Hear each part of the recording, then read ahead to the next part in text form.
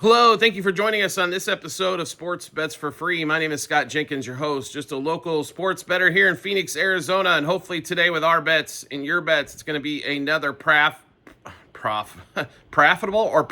day for you. Sunday, June 29th, Major League Baseball slate. We got a full slate of 15 games. If you're new to our show, first of all, welcome along. We do fade or follow 4 teams in Major League Baseball. That's where we put all of our plays. But we will give you plays throughout the lineup. The teams we fade or follow: Cubs, Dodgers, Royals, and Orioles. Hopefully you guys got a chance to watch Saturday's games, as it was ball buster all over the place. Runs being scored. Welcome to end of June, July, August baseball, right? Where the offenses pick up after we've watched a lot of pretty solid pitching. All of a sudden, a lot of sticks starting to get really, really hot. Weather starting to turn, wind blowing out, heats up. You can definitely tell the difference in baseball, and you're starting to see a lot of totals graph that way as well. So get prepared for a lot of back and forth games. The game's not over when all of a sudden it's 3-0 anymore. We'll get started here with the Sunday slate and get you rolling here. First game out of the chute, the standalone game, 12:05 Eastern time, Cardinals and the Guardians. Libator versus Allen. So Cardinals came all the way back after the Guardians finally put up some runs. Couple touchdowns scored in that one. Impressive game. The Cardinals looking good so far this series. Libator and Allen both left-handed pitching. Here's what I will say, that both teams struggle against the left-handers. And normally, every Sunday out here Pacific time, this game's on at like 9 a.m., this seems to be the lowest scoring game out there. I don't know if it's just because it's early and therefore it kind of throws everything off a little bit, throws them out of their routine hitter-wise. People don't realize how big these guys are very routine-based, right? Just like everything, when you throw the schedule off a little bit, it's almost like if you're watching NFL football, West Coast teams coming to the East Coast, it just doesn't seem to look right, or maybe they struggle a little bit earlier in the game, but definitely has been a lower scoring end, even when we've had 2 monster offensive teams. And you can't say that's the case here for the Cardinals and the Guardians.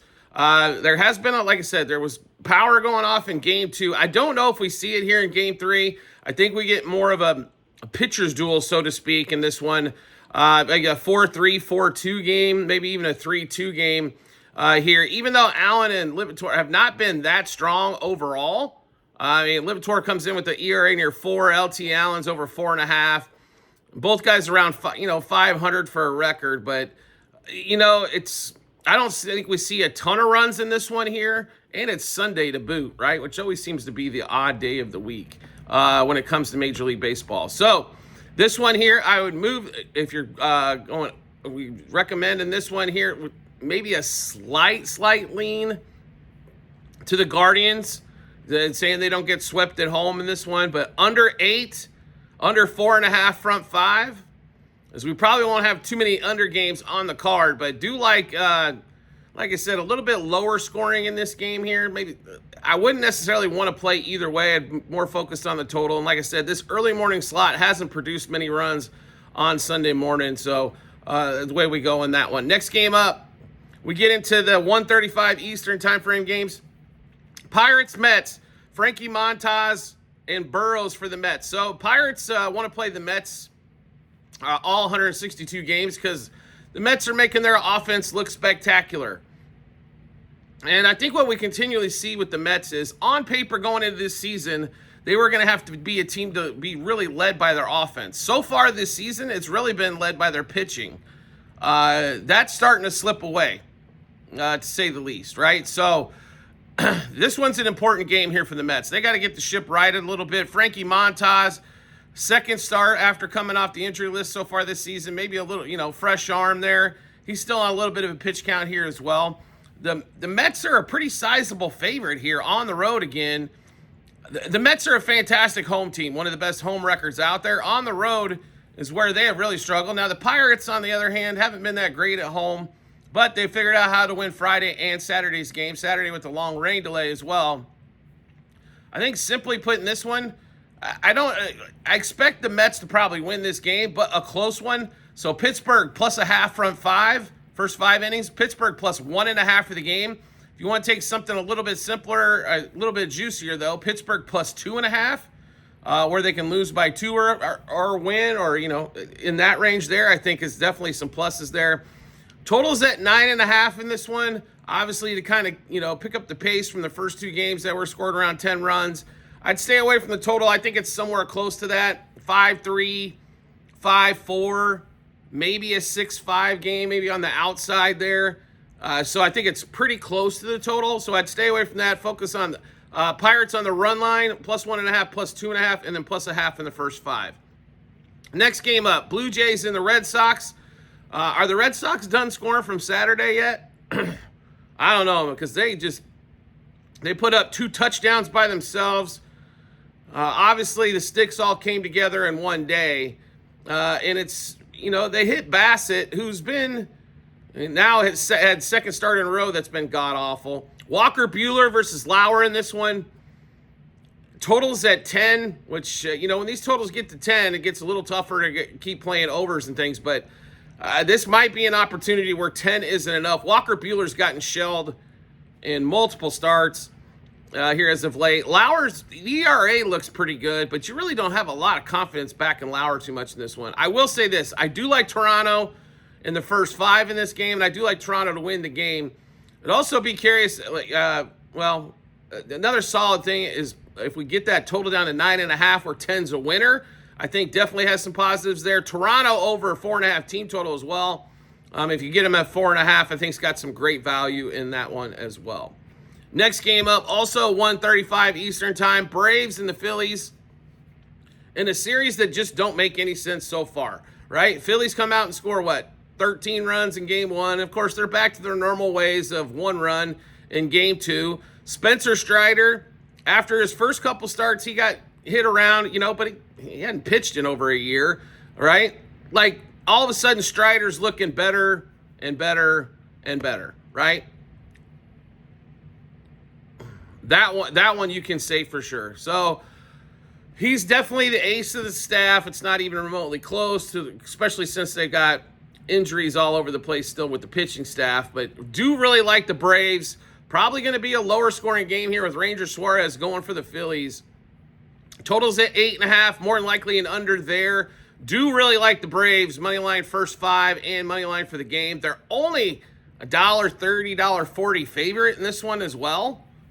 So could be probably a pretty low scoring game is what we expect. Strider, K's, something to watch out for there as well. If you can catch them at 7, even 8, probably worth the play there as well. But really like the Braves first 5 innings and Braves for the game. Next game up, 1:35 Eastern time as well. Rays and the Orioles. So this is an Orioles game, so we're heavily invested here. Totals 9.5 to 10, depending on where you're getting it at. And we got Taj Bradley going against Dean Kremer. So first game of this series, 30 runs scored. Second game of this series, 14 runs scored. So 44 runs so far in 2 games, average of 22 for a total. It's definitely been crazy. Tampa Bay, even the game they lose 22-8, they went up 6-0 early on the Orioles. Kremer and Bradley, not 2 stellar parts of the staff either. Both of them have the tendency, they can both get just shelled. Both of them can pitch pretty decently, too. They can probably give you maybe 6 innings, couple runs. We don't expect that to happen here, though, in Sunday's mess. This series has been nothing but overs. We expect the same for Sunday. Let's give you all the plays we've got in this one. Rays and Orioles over 3.5 first 3 innings, 5.5 first 5, 7.5 first 7, 9.5 for the game. Rays and Orioles, the yes-run first inning. Bradley over 2.5 earned runs. Kremer over 2.5 earned runs. Then we've got 5 batters, which is a lot for a game. 5 separate bets. Same 5 bets for all 5 batters. Brandon Lowe, Junior Caminero, Danny Jansen, who should be playing there. Jackson Holiday, Ryan O'Hearn. Home run, double, over 1.5 hits, runs, RBIs, 2+ total bases, 3+ total bases, 2+ hits. Hell, let's put 18 on. Let's put 16 runs on the board and get this thing to 60 runs for the series, making an interesting one in that one. But do like a lot of scoring early and often in that Orioles and Rays matchup. Next game up, 1:35 Eastern time as well. Severino and the A's. So Severino going against his former team in the New York Yankees. And so what? Yankees win 3-0 game one of this series. A's win 7-0 game two. So who's going to shut out who in this one? Like, really?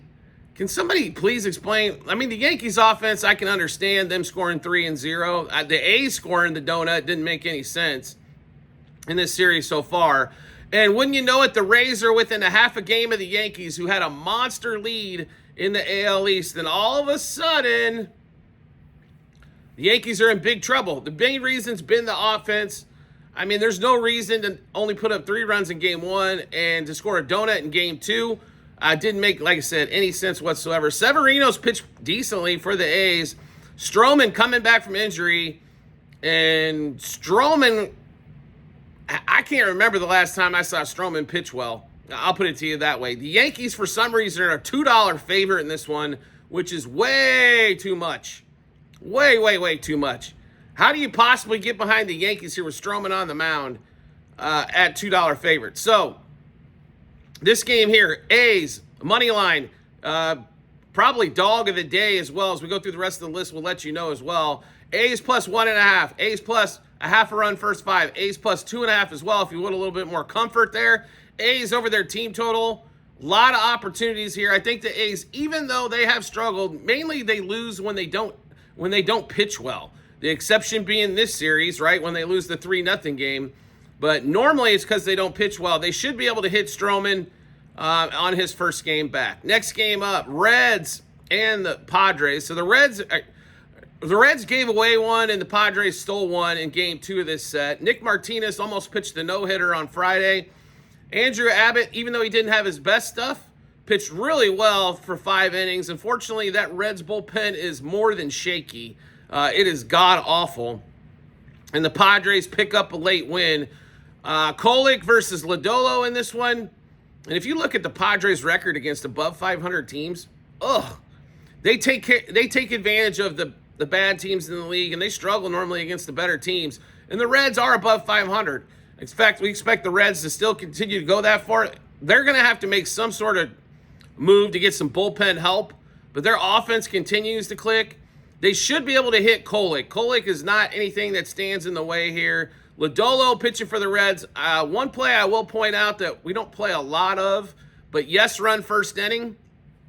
And this one, we do like that one as well, as we think the Reds can get on the board early. They have so far in both games. It just, like I said, bullpen couldn't hold on to the lead in game 2 in this one here. Do like the Reds are a slight favorite at home. Reds money line first 5 innings, especially. And in fact, I would not play the same amount on them for the game as I would the first 5 because of their bullpen. If you got to watch that game on Saturday, you know exactly what I'm talking about with that bullpen. It was ugly. And when you got finished with that, guess what? It was more ugly. It was disgusting. You see multiple bullpens doing the same thing around the league. It is these days, there's not many teams with a solid bullpen. All right, so we get out of the 1 o'clock games. Now we're into the 2 o'clock games, 2:10 Eastern time. Brouhaha's and Patrick versus Herman Marquez and the Rockies. Game 3 of the set. Brewers have taken care of them in the first 2. I will say this. I still think the Brewers are going to win here, but Herman Marquez has not pitched that horribly the last few starts. This might be one where the Rockies can keep this thing close. So, although we do like Brewers money line, we'd probably play Rockies on the run line here. You could play Rockies plus 2.5, and it's actually not that bad juice-wise as well. But I do like the Rockies to keep this game within 1 to 2 runs.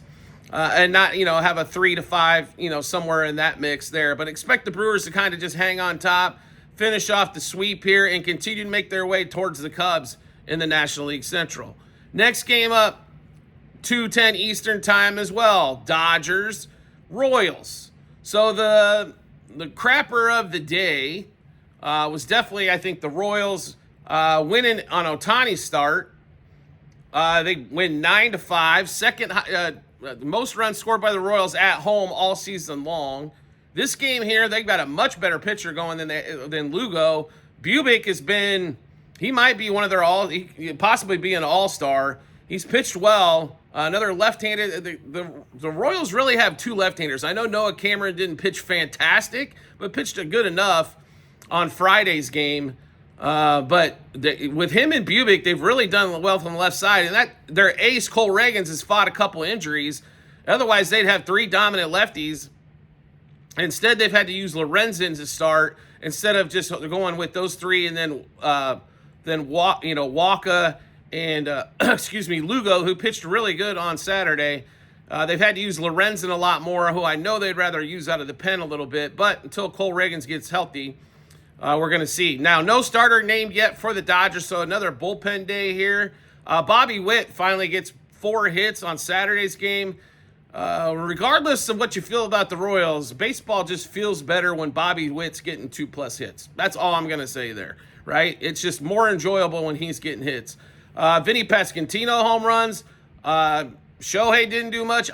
The Dodgers did put up a 4 spot in the ninth in order to cover their team total, which was awful nice of them to help salvage some of Saturday's game. But we do like the Royals in this spot. We think the Royals take this series. I will say this, and I've said it a couple times, it's the Dodgers play down to their competition all the time. The Dodgers are a better team on paper here, no question about it, but they play down to their competition, and obviously they're really, really good at home. On the road, they're a little bit above 500, but not much, so I would like the Royals in this spot. Royals money line +1.5. We'll also take -1.5 and 2.5 on the run line. Royals over 4.5 team total. I know, 2 days in a row for the Royals to score 5+ runs. What are we thinking, right? Royals money line first 3, 5, and 7 innings. Bobby Witt, Miguel Garcia, 5 bets apiece. Home run, double, over 1.5 hits, runs, RBIs, 2+ total bases, 3+ total bases. Then Bubic, 18+ outs. And then we're also going to ladder his Ks, 5 Ks, 6 Ks, and 7 Ks. Shohei should be good for 2 Ks by himself. The way he's been kind of rolling, it seems like he either hits 1 or 2 home runs or he strikes out 3 times, which was the example that we saw on Saturday. Next game up, we get into the Cubs and the Astros. Framber Valdez and Jameson T going in this one here. So the Cubs unloaded. We thought they'd score some runs. We just were a little surprised that the Astros really couldn't hit Colin Ray that hard. They had some base running errors as well. They got picked off. They didn't score a run from third. And when you do those type of things where you got, all of a sudden now instead of, being tied at 1-1, you go up 3-1, that does make a difference in the game. Pitchers got a little bit more freedom, obviously. If they're up a couple runs, they're going to attack hitters a little bit more. Lance McCullers continues his streak of absolute dog shit at home and fantastic on the road in that one. Framber Valdez, though, should be the Cubs' neutralizer here. The Cubs suck against left-handers in the last month and a half, 2 months. They were hot against lefties to start the season. They have not done so well lately. Congratulations to Kyle Tucker as well. He got a home run on Saturday after going 0 on Friday. We do like the Astros quite a bit in this one. We just think Framber Valdez, not only does he pitch, he also pitches long into games. So, could be an easy 7 innings for him as well, especially because the Cubs love to swing early and often. So we do like the Stros here. Stros money line -1.5, 2.5, 3.5 on the run line. Stros over the 3.5 team total. Stros -0.5 run, first 3, 5, and 7 innings. Valdez, 18+ outs, 6+ Ks, 7+ Ks, then 2 hitters, 5 bets apiece. Christian Walker and Paredes, home run, double, over 1.5 hits, runs, RBIs, 2+ total bases, 3+ total bases as well. All right, now we get into the next game of the slate. That is going to be Mariners and the Rangers. Well, excuse me, I do apologize. There's one game missing off the board. That's the Giants and the White Sox. Not on the board for some reason on the at FanDuel, but as we're going through this, Justin Verlander versus Cannon in this one. So the Giants put up a whole whopping 0 runs in Saturday's game. Rafael Devers had multiple opportunities to help him out. Couldn't come through at all, so that trade so far not doing what it should. Cannon, I mean, he hasn't been great, but no question about it. Verlander is winless so far in 25. The Giants right now are struggling to score, period.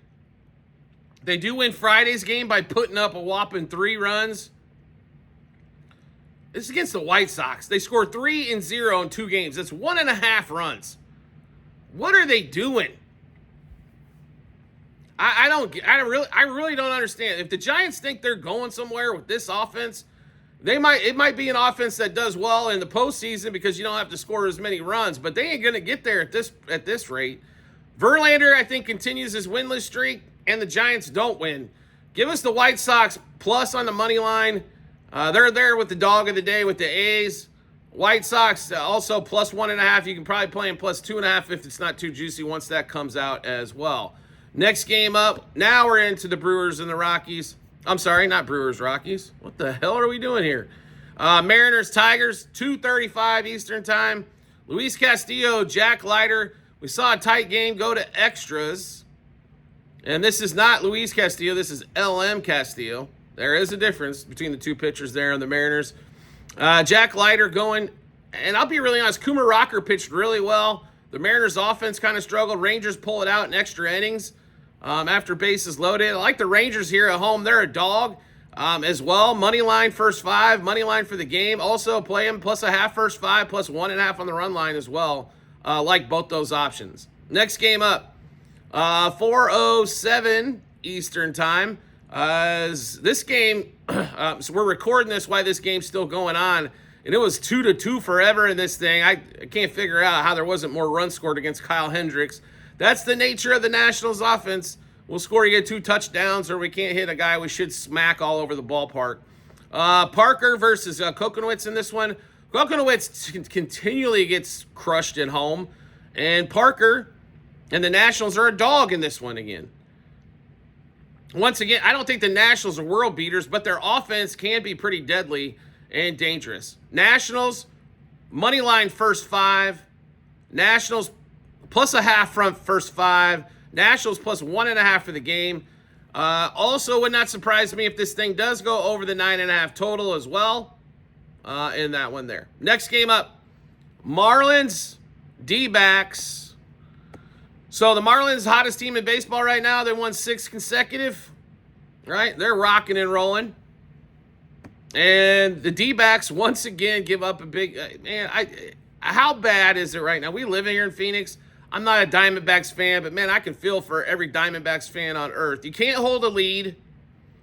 And then in extra innings, your offense has been so good, you can't score a 1 run with a runner at second, nobody out to tie the game up to give you guys yourself a chance. Eduardo Rodriguez and almost a $2 favorite. Are you freaking kidding me here? Cole Quantrill, who the D-backs have seen a lot as he pitched in Colorado for a lot of years.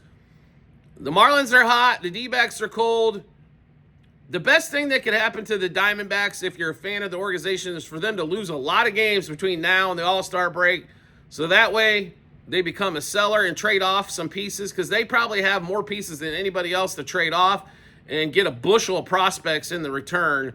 But we like the Marlins in this one. So Marlins money line front 5.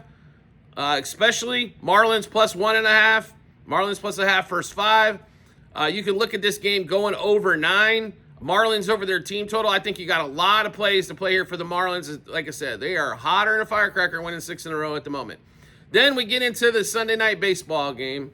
The best pitcher in baseball, Tariq Skubal for the Tigers, Chris Paddock for the Twins. And what do we do here, right? This is what, pitching matchup-wise, this game's really simple. Skubal's question is how dominant is he going to be? Chris Paddock, on the other hand, not so much against anybody, let alone against the Tigers, one of the best teams in baseball this season. The Tigers I'm really surprised they haven't made a trade yet for a bat, because if they can get a bat or maybe even 2, that's a consistent type hitter, this is a team that's got a chance to win the whole damn thing. They've got pitching. Skubal with the ace in a 7-game series is going to give you 2, great chance at 2 wins. You got a couple other pitchers behind him that are, Flaherty hasn't done much. That's really the only big question mark, I think. But if Flaherty can somehow turn it around second half, and you've got a couple of hitters. Baez has had a really good season for him. Kerry Carpenter's not horrible. Riley Green strikes out a little bit too much, but he's capable. But you put a couple hitters in this lineup where they consistently score some runs, they're going to figure this thing out, and they could win the whole damn thing. And if it wasn't for the Twins' 13-game winning streak, this team would be like 10 games plus under 500. Love the Tigers here. The problem is what they're priced at. Now, realistically, I think there's a little bit of value left at minus 270. But obviously nobody wants to play it, or everybody's going to put it in a parlay, which we try to tell you folks on a daily basis. Baseball is not easy hitting a bunch of parlays, right? Especially when you're going to put a bunch of 270s in there. It's going to take way too many legs to get it done. So, Tigers minus 1.5 runs, first 5 innings. Tigers minus 2.5 for the game. Tigers over their team total at 4.5. Twins under their team total at 2.5. Skubal to go 7 innings, so that's 21 outs. I don't know about the strikeouts, right? That's the only area he's struggled with a little bit on his swing and miss pitch. The Twins do strike out quite a bit, though, so that could be beneficial here. But I'm glad to see Detroit get a Sunday night baseball game, get a little more spotlight on him, and with Skubal on the mound, even better for the Tigers there in that one. All right, so we just went through a full slate of games and a bunch of bets. How do we get a chance to take a look at those bets? No problem at all. We've got them posted in multiple spots online. TikTok, YouTube channel pages as well. At the end of every episode on YouTube, it's a link to our Google Sheets, docs.google.com/spreadsheet. Bunch of other stuff behind it. Click on that link. Go to the 2025 baseball tab. Scroll down to June 29th to be able to see all of our bets, what juice we got those at, how many units were placed, and what book we placed them at as well. So make sure you check that out when you get some time. Do you like the content you're seeing here and want to see some more? We'd love to have you along for the ride. All you need to do is hit follow or subscribe, depending on the social media platform you're watching us on. We'll show up in your follow or subscriptions tab. Or make life simple for yourself. Turn on the notifications for that social media platform. You'll get a notification sent to your phone or device to let you know Sports Bets for Free's dropped a new episode of Bets. Also, last 2 days of our private Discord channel being at the introductory price. July 1st, it does go up. So last 2 days to take advantage of it.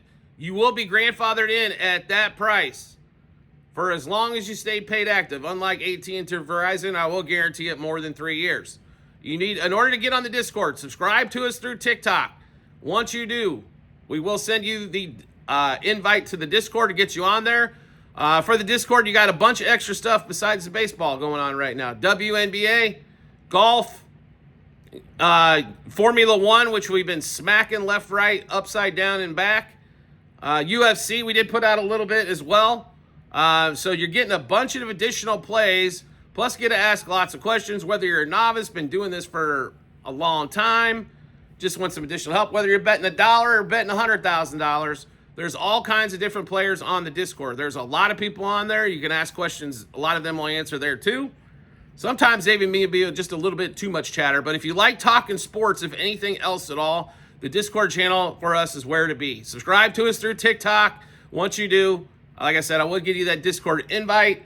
It's cheap, and it's going to get a lot more expensive here in 2 days, so take advantage of it while you can as well. We do appreciate everybody's support as always, and we look forward to seeing you on the next episode.